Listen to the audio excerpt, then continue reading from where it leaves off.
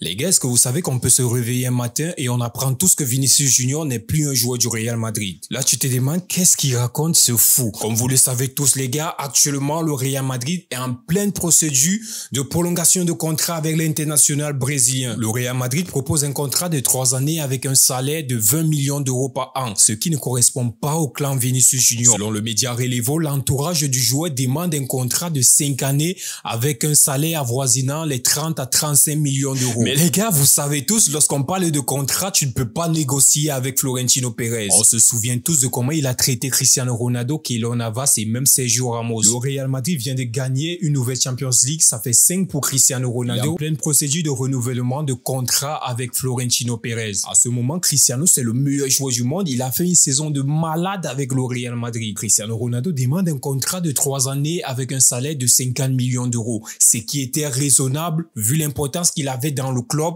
mais aussi l'impact qu'il avait sur le monde du football. Florentino Pérez va refuser catégoriquement. Il appelle Jorge Mendes, l'agent de Cristiano Ronaldo, et il lui dit un renouvellement de 2 années avec un salaire de 30 millions d'euros par an. Pourtant, Messi, à cette époque-là, était dans les 40-45 millions d'euros. Ça a tiqué dans la tête de Cristiano Ronaldo. Il s'est senti humilié et non valorisé par le club. Pareil, quelques années plus tard avec Keylor Navas et Sergio Ramos. On apprécie Florentino Pérez pour sa lucidité lorsqu'il s'agit de tout ce qui est transaction, mais parfois il dérange. Et c'est peut-être ce qu'on va vivre cette année avec Vinicius Junior. On peut tous se lever un matin, on apprend que Vinicius Junior est déjà en Arabie Saoudite. Les gars, dites-moi en commentaire que pensez-vous de la gestion de Florentino Pérez lorsqu'il s'agit des renouvellements de contrats. Wow!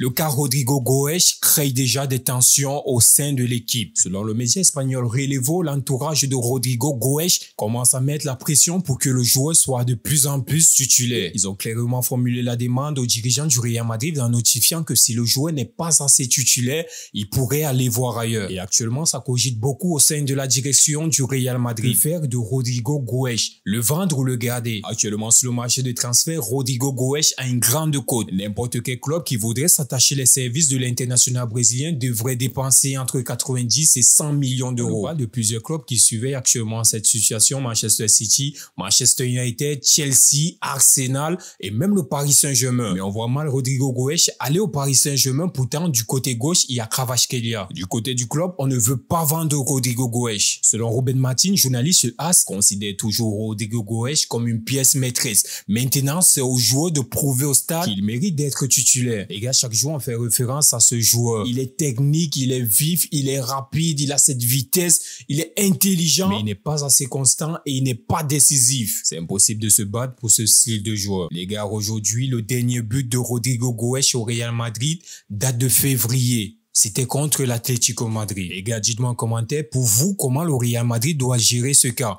Doit-il vendre Rodrigo Goes ou le garder?